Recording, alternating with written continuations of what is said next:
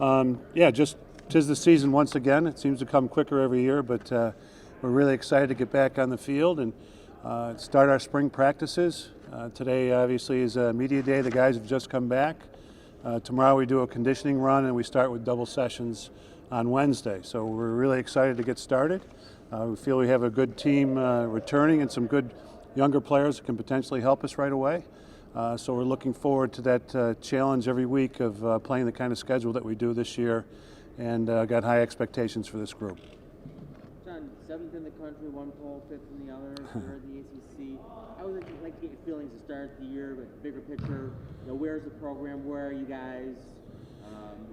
Versus where you think you should be? Well, we haven't started spring practice yet. We had a good fall practice. Obviously, we've got some big losses. We had some losses with Dylan Donahue and Timmy Barber. At the defensive end of the field, we lose 2 starters there. We've got Nick Mellon back at the close end of the field, and Evan Malloy is back in the goal. I think it starts with Sergio and Mariano up top, playing in the midfield, maybe Mariano on attack a little bit.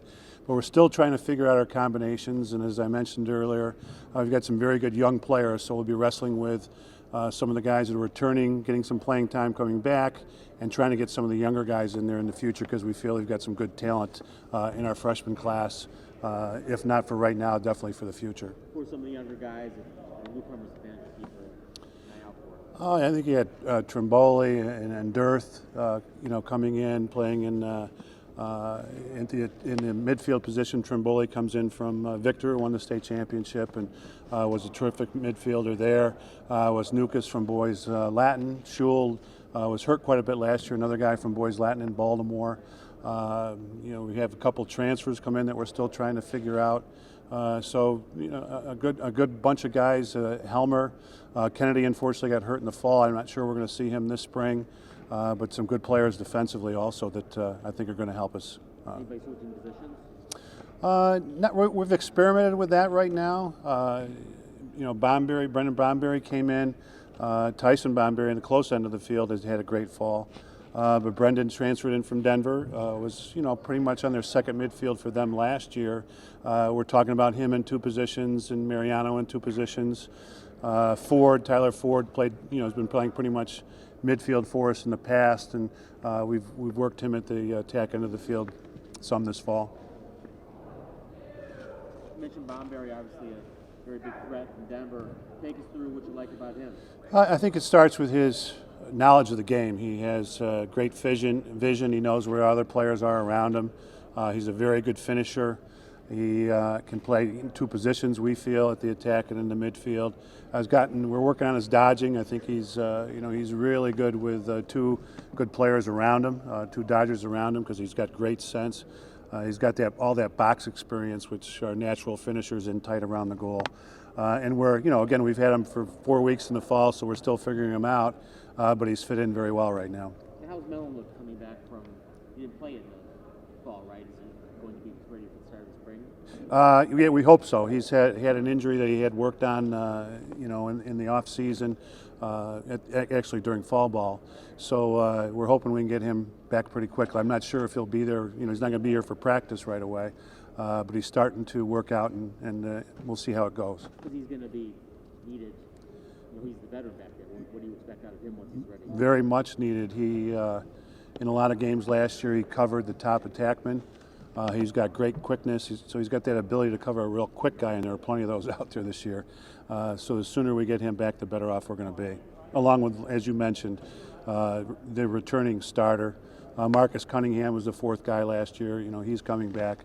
And again, Ty Bomberry had a terrific fall.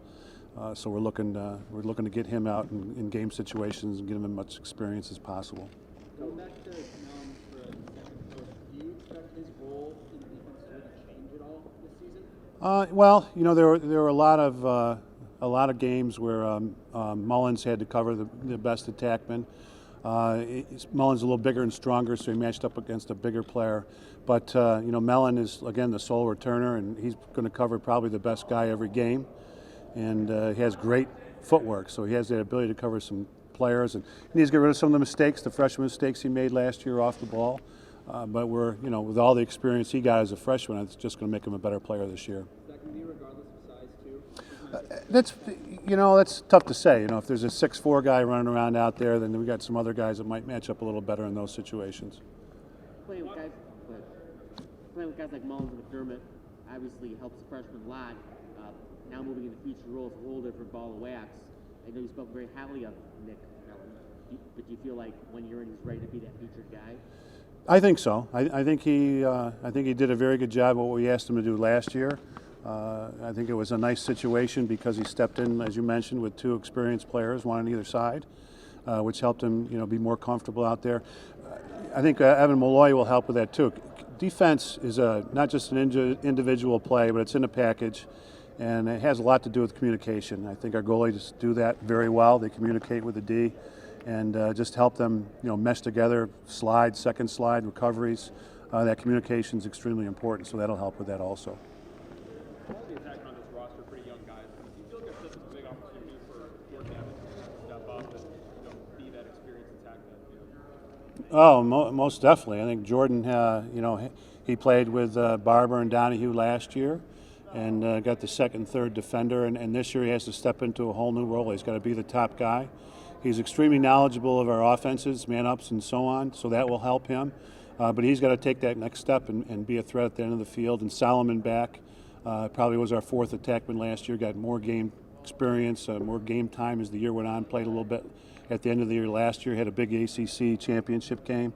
So he needs to come into play. And you've got Voigt and Thorpe back there that have a little bit of experience from a year ago, and they need to step up their games too. Coach, going back to Solomon, what did he mean to that team last year, as you mentioned, especially down the stretch?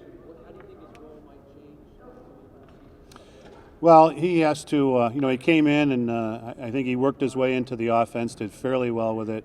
Needs to be a threat this year. I think he got some dodges for goals last year, and we need him to be just consistent with that. He got a lot of game time this fall, and our fall tournament was pretty good there, but I think he still needs to step up and carry the ball more and be more of a threat. Coach, do you look to Jordan to kind of take over that quarterback role in the half-field sets that we saw that kind of run? Yeah, definitely at the attack end of the field. I see him, taking charge there. Again, he's very knowledgeable, and we need that. We need him to start getting players in the right positions on the field. We have an attack position, a midfield position, and he can come up and play into the midfield position too to make him more of a threat. And we definitely he needs to step up and be a big leader for us this year. You said both Mariano and Bomberry might see time at that as well. It's possible. We haven't figured that out yet. It depends on how well the guys we just mentioned, are doing. And, if Solomon can be consistent out there for us. And we've got some good finishers, with Thorpe. Didn't mention Devin Schul coming back, and Wisnukas coming out of Boys Latin. Had a really good fall as a freshman for us, too. How much does it lose knowing that you have Ben back at the third year in a row? What kind of advantage do you provide? Yes, he.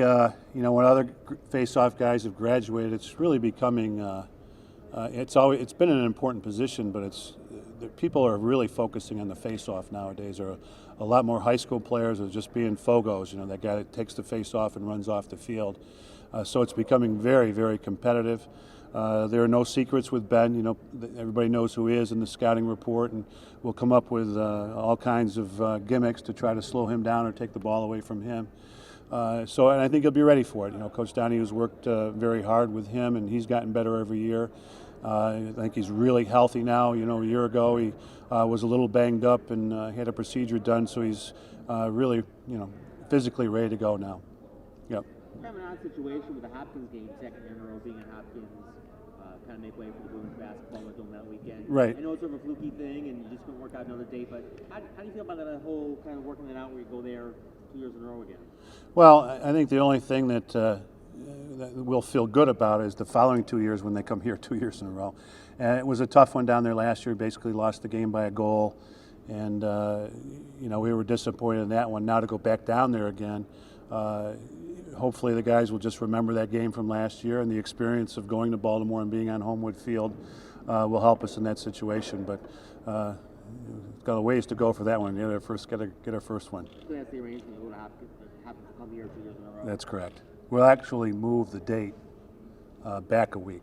So in our St. John's game this year, the Hopkins game will go back into that date, so that if we have this, conflict in the future, we won't run into having to give up the dome for that. So you'll lock that into a later date? Yes. Okay. Earlier, yes, earlier. Coach, kind of big picture, it used to be this time of year, start the season, and there were only a handful of teams that you looked at and said, those are teams that will be playing on Memorial Day weekend. But now with the way the tournament is, there's so many. How have you kind of seen the sport change over the last 10, 15 years that it's not a given that you go to the Final Four? It really has. I think it all starts with youth and high school lacrosse. Back in the day, there were only really, most of the players were coming out of Central New York, Baltimore, Long Island. And now all I have to do is look at the rosters, and from many states. I think Denver last year had players from 14 or 15 different states.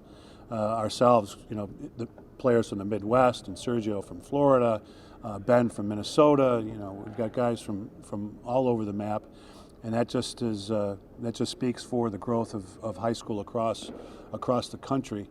I can think of days where I would look at our opponents' recruiting rosters, and I knew everybody that was going to their school because we recruited the same players. And nowadays, if I'm lucky out of a 12, 13, 14-man roster incoming class for another school, I'm lucky if I knew 2 or 3 of the players that are on their list. So guys are coming to our prospect days. We're going out to see them play in tournaments. We're getting film. We're relying a lot on contacts basically out there, the alumni, whoever, to let us know who they think the better players are. We get them in to bring them in and take a good look at them and decide whether that's a good fit for Syracuse or not. But there's so much lacrosse out there, everybody's getting a good bunch of players every year. Evan Malloy ended last year as the starting goalie. This year, it seems like he's going to be the starting goalie at the beginning of the year. Have you seen a change in the way that he's either approached the game or practice or anything along those lines? Well, I think it just, the first thing that comes to mind is confidence. And that, when he came in last year, he showed a lot of confidence going in early, communicated really well, was a big part of it, and his clearing game was really big for us. And came in, and I think he was kind of turned some things around for us, got some wins for us. And now this year, I think he's, with the last season behind him and playing a little bit this fall, I think he's ready to go and playing with a lot of confidence, a lot of leadership. Talk about the way last year ended, with the seeding and Maryland in the second round. Yeah. Have you given, I know it's water under the bridge, but it was a tough loss of the season. Have you given much thought to the way last season ended? Yeah. Some of it now is, we have to look at our scheduling. Last year, where we got seated had a lot to do with the RPI. And you don't have a crystal ball as far as how your opponents are going to do every year. I mean, once upon a time, teams like Siena were winning their conference. Cornell was a Final Four team, and Hobart was really high in their conference. So teams like that were a little bit down last year, and as a result, their RPIs were a little bit lower. And now when you play, when you play teams that are really high in the RPI and really low in the RPI, your RPI meets in the middle. And when you're playing teams that are really high in the RPI and teams in the middle in the RPI, you're meeting up towards the upper third. So you look at your scheduling. That's something we have talked about over the summer. We'll be talking about this year, as far as do we need to change our schedule going forward a little bit, and adding a couple more Tigers on the schedule. No conclusions yet? No, none yet. We're looking at it. It's hard to tell. It's who knows. Some of the teams that we just talked about, and I'm not inferring that any of the teams I just talked about we would let go. I'm just giving them as an example of how normally they were pretty high in the RPI, and they're just a little bit lower last year. Because the schedule was done before years ago. So you couldn't have turned anything around with it. Right.